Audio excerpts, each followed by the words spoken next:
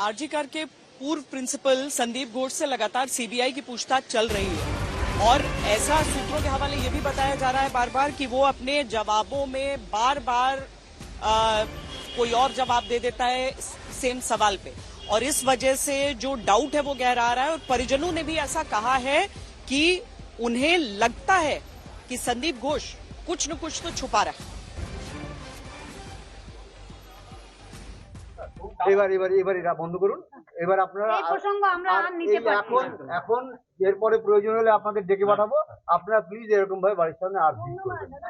আমরা আজকে থেকে কোনো রকম কথাবার্তা আর মিডিয়ার কাছে বলবো না। আজকে এরপর থেকে আমরা মিডিয়ার কাছে আর কোনো কথাবার্তা বলবো না। ওনারা বলেছেন এটা লম্বা প্রসেস, আমাদের সময় দিন। उन्होंने वो आशा दी है, एटाई আমরা বলছি।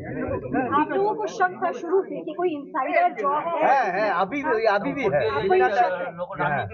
এটা আমরা বলেছি, সিবিআই লোকজন বলেছেন এবং আমরা ওদের উপর ভরসা রাখছি, ভোটের উপর ভরসা রাখছি, সুপ্রিম কোর্টের উপর ভরসা রাখছি, আমরা সবার উপর ভরসা রেখে চলছি। সবার উপর ভরসা রাখছি এবং আপনাদের উপরে। देखिए हम लोग एक ही बात बोलेंगे, हमारे संगे देश पूरा देश है। अभी वर्ल्ड बेसिस आदमी ने भी विषय में जान गया है, इसलिए सबको इसके बारे में धन्यवाद देता हूँ। और आइए जो जस्टिस हमको मिले, आप लोग भी कोशिश कर रहा है, इसलिए सबको हमको কৃতজ্ঞতা। और क्या बोल सकते हैं। এবার এটা বন্ধ করুন। এবার আপনারা এই প্রসঙ্গ আমরা আর নিতে পারছি না। এখন এরপরে প্রয়োজন হলে আপনাদের ডেকে পাঠাবো। আপনারা প্লিজ এরকম ভাবে বাড়ির সামনে আর ভিড় করবেন না।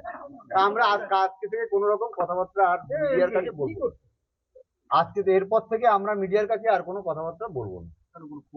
না বাবা, মিডিয়া আমাদের এই ব্যাপারটাকে এত দূর এগিয়ে নিয়ে এসেছে আমাদের মিডিয়ার, কিন্তু আমরা বিচারাধীন বিষয় বলে এটা এমন আপনারা সারা পৃথিবীতে চল, আপনি মিডিয়া নিয়েই আলোচনা করুন।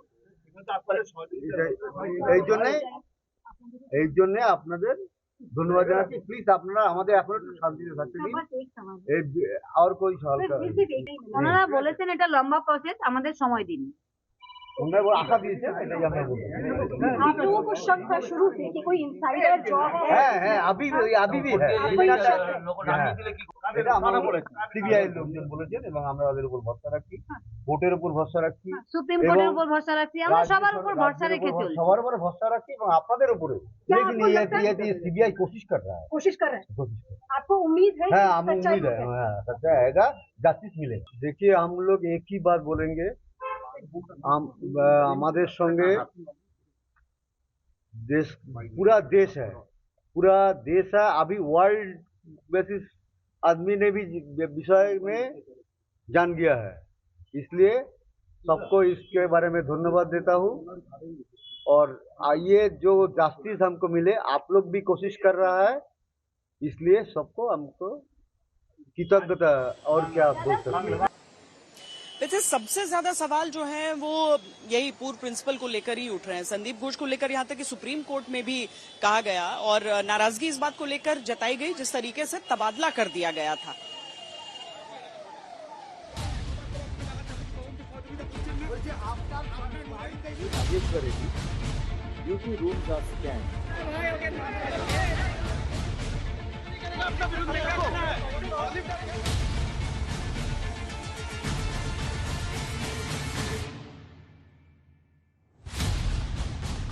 ये वही आरजी कार अस्पताल जहां एक लेडी डॉक्टर के साथ दरिंदगी की गई थी, और ये है उसी आरजी कार अस्पताल के प्रिंसिपल संदीप घोष। संदीप घोष को ऐसा लगता है कि पश्चिम बंगाल सरकार ने सेफ पैसेज देते हुए दूसरे अस्पताल में ट्रांसफर कर दिया था, लेकिन वहां के छात्रों ने उनको ज्वाइन करने नहीं दिया और सुप्रीम कोर्ट ने इन्हीं प्रिंसिपल संदीप घोष को लेकर तीखे सवाल उठाए। उनकी भूमिका को लेकर, उनकी लापरवाही को लेकर सुप्रीम कोर्ट ने सख्त टिप्पणियां की हैं।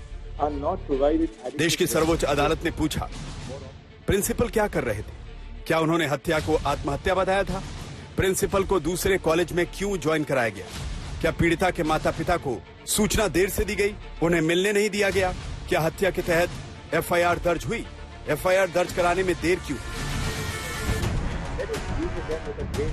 साफ है कि सर्वोच्च अदालत ने प्रिंसिपल की भूमिका में गंभीर खामियां प्राथमिक तौर पर पाई हैं। इन्हें प्रिंसिपल को इस रेप कांड के शुरुआती दिनों में एक तरह से क्लीन चिट दी गई थी। यहाँ तक कि वारदात के कई घंटों बाद तक उनका बयान तक दर्ज नहीं किया गया था। इसी बात को लेकर कोलकाता हाई कोर्ट ने भी सवाल किया था। डॉक्टर संदीप घोष की लापरवाही को लेकर अब मजबूरी में ममता सरकार को भी एक्शन लेना पड़ा है। संदीप घोष के खिलाफ कोलकाता पुलिस ने अब करप्शन का केस दर्ज किया है। उन पर कई तरह की अनियमितताओं के आरोप लगे हैं। अब उनके पॉलीग्राफ टेस्ट की भी तैयारी है। इसके लिए कोर्ट से इजाजत दी जाएगी। सीबीआई का भी कहना है कि घोष जांच में सहयोग नहीं कर रहे। उनसे 4 दिन में 53 घंटे पूछताछ की जा चुकी है। आज एक बार फिर से सवाल हो रहे हैं। उनके बयानों में विरोधाभास है। पीड़िता के परिवार के बयान के आधार पर उनसे फिर से सवाल होंगे। सियासी तौर पर आरोप लग रहे हैं कि उन पर ममता सरकार का हाथ है। বাস্তব মানে তার জোরটা যে খুব বড় জোর এবং মাননীয় মুখ্যমন্ত্রী বিশেষ দৃষ্টি আছে তার দিকে, সে তো বোঝাই যাচ্ছে। এর আগেও তাকে একবার সরানো হয়েছিল, আবার সেখানে এসে বসানো হয়েছিল। আমরা বহু দুর্নীতির অভিযোগ, বিশেষ করে আমি চিঠি লিখে গভর্নরের কাছে করেছিলাম, মাননীয় গভর্নর সাহেবের কাছে করেছিলাম। আজকে সরানোর পর আবার তাকে ন্যাশনালে দেওয়া হলো, ন্যাশনাল মেডিকেল কলেজে দেওয়া হলো। বোঝাই যাচ্ছে তার মানে উনি অনেক কিছু জানেন। जरूरत बहुत सारे सवाल इस पूरी घटना को लेने के बाद उठे हैं और उन सारे सवालों के जवाब मिलने बहुत जरूरी है। तभी पता चल पाएगा कि दरअसल हुआ क्या था और क्या छुपाने की कोशिश की जा रही है।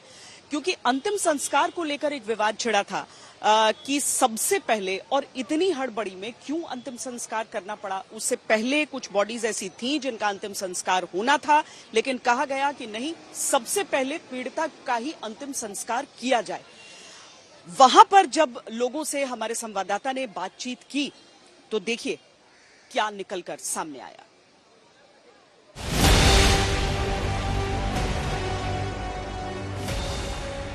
संजय रॉय कोलकाता के आरजीकर मेडिकल कॉलेज के इसी सेमिनार रूम में, जिसने आरोप है महिला डॉक्टर के साथ दरिंदगी करके मार दिया। लेकिन क्या संजय यहां अकेला था? क्या वारदात इसी सेमिनार रूम में हुई? कहीं ऐसा तो नहीं कि सेमिनार रूम की जगह कहीं और रेप और मर्डर करके शव को यहां लाकर रख दिया गया? तमाम सवालों का सच और झूठ समझने के लिए सीबीआई की टीम संजय रॉय का साइकोलॉजिकल टेस्ट करने के बाद अब पॉलीग्राफी टेस्ट कराने जा रही है।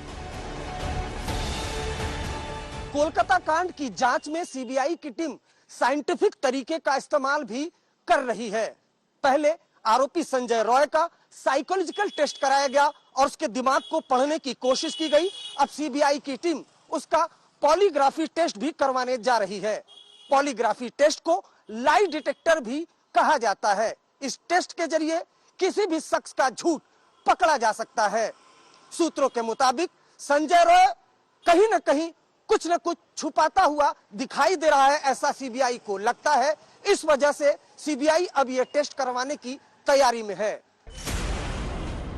आरोपी का तो लाई डिटेक्टर टेस्ट हो जाएगा, लेकिन क्या इस सच का परीक्षण भी कोलकाता पुलिस कराएगी? क्या आखिर क्यों महिला डॉक्टर का अंतिम संस्कार हड़बड़ी में कराया गया? अंतिम संस्कार की जो बात आ रही है कि जबरन करवाया गया, क्या ऐसा है कि आप लोग नहीं चाहते थे तुरंत अंतिम संस्कार हो और करवा दिया गया? जो क्रिमिनेशन घाट का बारे में बोलता है, श्मशान घाट के बारे में, उधर 3 बॉडी पड़ा हुआ था, लेकिन उसका पहले ही हमारा लड़की का बॉडी जला दिया गया। तो क्या जो 2020 में हाथरस में हुआ, जिन आरोपों के हाथरस में लगने की वजह से उत्तर प्रदेश सरकार से सवाल पूछे गए, उत्तर प्रदेश पुलिस को कटघरे में खड़ा किया गया, क्या उन्हीं सवालों के कटघरे में अब पश्चिम बंगाल की पुलिस और सरकार नहीं है? क्योंकि दोनों जगहों पर आरोप यही कि पुलिस ने जल्द से जल्द हड़बड़ी में शव का अंतिम संस्कार कराया। इस देखिए, पहले तो उन्होंने ये कोशिश किया कि बॉडी को जल्दी जला दो। इस तरह की इंसिडेंट में बॉडी सबसे बड़ा ज्यादा एविडेंस होता है। ये आरोप कोलकाता केस में अब इसलिए लग रहे हैं क्योंकि पीड़िता के परिजन के मुताबिक जहां पहले से कुछ शव दूसरों के थे, वहां उनसे पहले ही महिला डॉक्टर का अंतिम संस्कार पुलिस के कहने पर करा दिया गया। और इस दावे की पुष्टि के लिए आज तक संवाददाता अरविंद ओझा ने उसी शमशान घाट के कर्मचारी भोलानाथ पात्रा से सच पूछा, जहां महिला डॉक्टर का अंतिम संस्कार हुआ है। उस दिन क्या उस दिन जो सवेरे से टीवी न्यूज चल रहा था, जो हम लोग को इलाका का लड़की ऐसे